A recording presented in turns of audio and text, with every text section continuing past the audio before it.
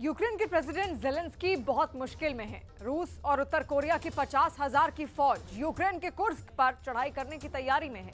Kim Jong Un ने Putin के कहने पर 11,000 की ट्रेंड सेना यूक्रेन में उतार दी है। यूक्रेन की सेना की ओर से कहा गया है कि वो किसी भी तरह के हमले से निपटने में सक्षम है।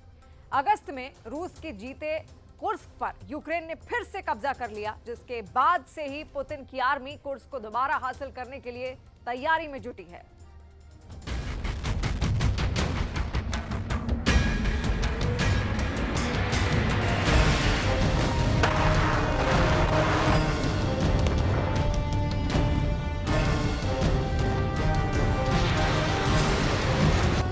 पुतिन की रेड फोर्स रेडी। यूक्रेन के कुर्स्क में होगा प्रलय। किम जोंग उन की सेना थंडरबोल्ट ने संभाला मोर्चा। 11,000 उत्तर कोरियाई सेना यूक्रेन में तैनात। ज़ेलेंस्की के लिए यूक्रेन को बचाना मुश्किल। अगस्त के महीने में जब ज़ेलेंस्की ने अपने हारे हुए क्षेत्र कुर्स्क को पुतिन से जीत लिया, उसके बाद से ही तैयारियां शुरू हो गई। रूस के कमांडरों की मीटिंग पर मीटिंग, वॉर रूम में पुतिन की मैराथन बैठक, यूक्रेन फ्रंट पर लड़ रही सेना को मैसेज, सारे इंतजाम किए गए और जो नतीजा अब सामने है उसका रिजल्ट देखकर ज़ेलेंस्की को रोना आ रहा होगा। पुतिन ने कुर्स्क क्षेत्र को यूक्रेन के कब्जे से वापस लेने के लिए 50,000 सैनिकों को जमा किया है। इनमें 40,000 सैनिक रूसी हैं, जबकि 10,000 उत्तर कोरियाई सैनिक हैं। एक रिपोर्ट में दावा किया गया है कि पुतिन ने कुछ ही दिनों में कुर्स्क पर हमला करने की योजना बनाई है। न्यूयॉर्क टाइम्स के मुताबिक किम जोंग उन और पुतिन की संयुक्त सेना हमला करने के लिए फुल एंड फाइनल तैयारी कर चुकी है। उत्तर कोरिया के किम जोंग उन ने हाल ही में अपनी सेना को यूक्रेन के खिलाफ पुतिन की मदद के लिए भेजा है। कहा जा रहा है कि उत्तर कोरिया के सैनिक रूसी वर्दी पहने हुए हैं। पुतिन की सेना उत्तर कोरियाई सैनिकों को पैदल सेना की रणनीति, तोपखाने का हमला और खाई साफ करने का प्रशिक्षण दे रही है। अब सवाल है कि क्या पुतिन किम जोंग उन की सेना के सहारे यूक्रेन से कुर्स्क वापस छीन लेंगे?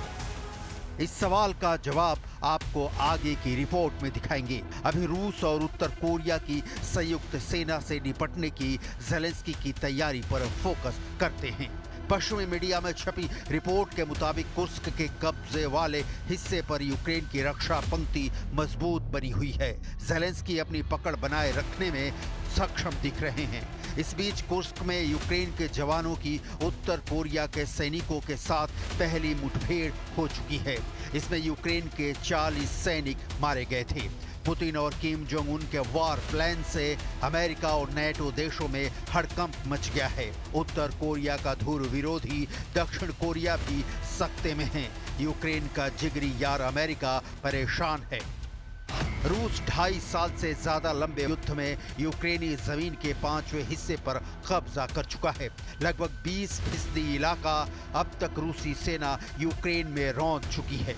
अकेले कुर्स्क में ही 6 अगस्त 2024 से लेकर 25 अक्टूबर 2024 तक 25,000 से ज्यादा यूक्रेनी सैनिक मारे जा चुके हैं। उत्तर कोरिया के सैनिकों को यूक्रेन पहुंचाने का प्लान पुतिन का वो माइंड गेम है।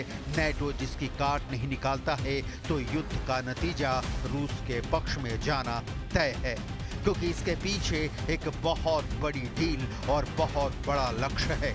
युद्ध में 32 देशों के साथ जब नेटो के रूप में अमेरिका का पलड़ा भारी पड़ता नजर आ रहा है, तब रूस ने 3 लाल शक्तियों के बिखरे कुनबे को एक कर लिया है, यानी रूस, चीन और उत्तर कोरिया। कम्युनिस्ट विचारधारा वाले ये तीनों देश परमाणु शक्ति संपन्न देश हैं। तीनों के पास एक से एक खतरनाक हथियार हैं। तीनों देशों के पास मिसाइलों का अथाह भंडार है। ये तीनों देश मिलकर नेटो को करारा जवाब दे सकते हैं। चीन की सेना यूक्रेन की जमीन पर ज़ेलेंस्की की फौज के साथ नहीं उतरी है, लेकिन अमेरिका का दावा है कि चीन रूस को हथियार और लॉजिस्टिक सप्लाई कर रहा है।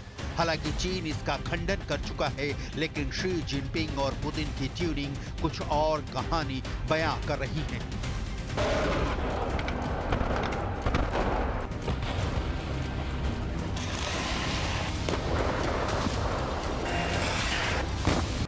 करीब 5 महीने पहले राष्ट्रपति व्लादिमीर पुतिन और उत्तर कोरिया के किम जोंग उन ने नए डिफेंस डील पर समझौता किया, जिसके मुताबिक अब अगर किसी भी देश ने उत्तर कोरिया या फिर रूस पर हमला किया तो उसे दोनों देशों पर हमला माना जाएगा।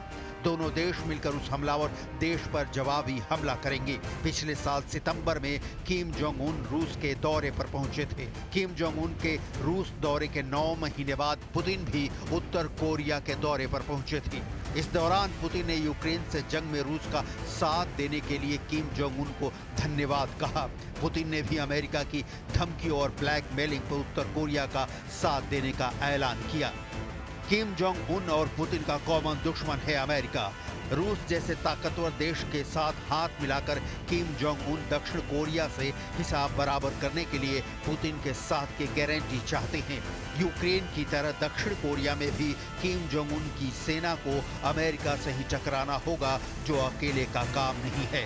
यही वजह है कि उत्तर कोरिया ने अपनी सेना लड़ने के लिए यूक्रेन भेजने से पहले से ही हथियार भेजने शुरू कर दिए थे। दक्षिण कोरिया की एजेंसी ने यह भी दावा किया है कि 13,000 से ज्यादा अधिक कंटेनरों में उत्तर कोरिया ने पिछले साल अगस्त से रूस को तोपखाने के गोले, बैलिस्टिक मिसाइलें और एंटी टैंक रॉकेट भेजे हैं। इसमें कहा गया कि कुल मिलाकर 8 मिलियन से अधिक तोपखाने और रॉकेट राउंड रूस भेजे गए।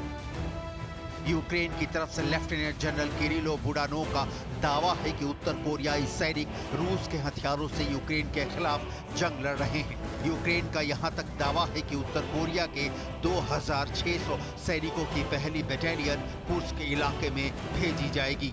उत्तर कोरियाई सैनिक यूक्रेन की जमीन पर कितने कामयाब होते हैं ये देखना बहुत दिलचस्प होगा, क्योंकि इन सैनिकों की क्षमता को लेकर सवाल खड़े हो रहे हैं। सैनिकों की तस्वीरें देखकर लगता है कि इनमें से कई की लंबाई कम और कदकाठी पतली है। ऐसा लगता है कि उन्होंने युद्ध प्रशिक्षण मैदानों की तुलना में किम जोंग उन की योजनाओं पर ज्यादा वक्त बिताया है।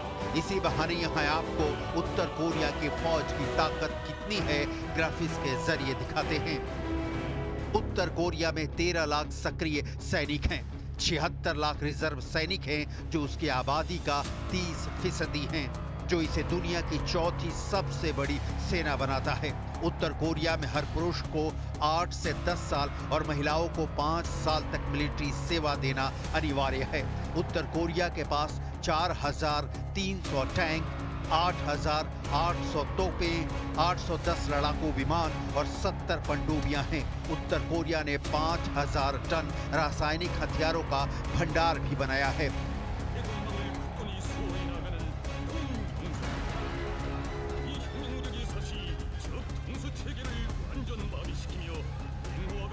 किम जोंग उन की बैलिस्टिक मिसाइलों के परीक्षणों वाली हकीकत से पूरी दुनिया वाकिफ है।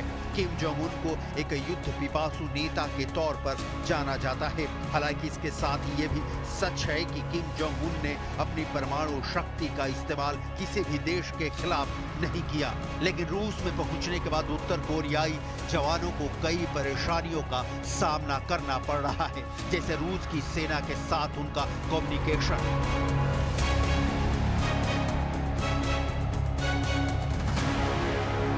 भाषा जिसमें बड़ी बाधक है। कोरियाई युद्ध के बाद उत्तर कोरिया की सेना पहली बार है जब विदेशी जमीन पर लड़ने पहुंची है। दक्षिण कोरिया की खुफिया एजेंसी का कहना है कि रूस उत्तर कोरियाई सैनिकों को प्रति माह लगभग 2,000 अमेरिकी डॉलर का भुगतान करेगा।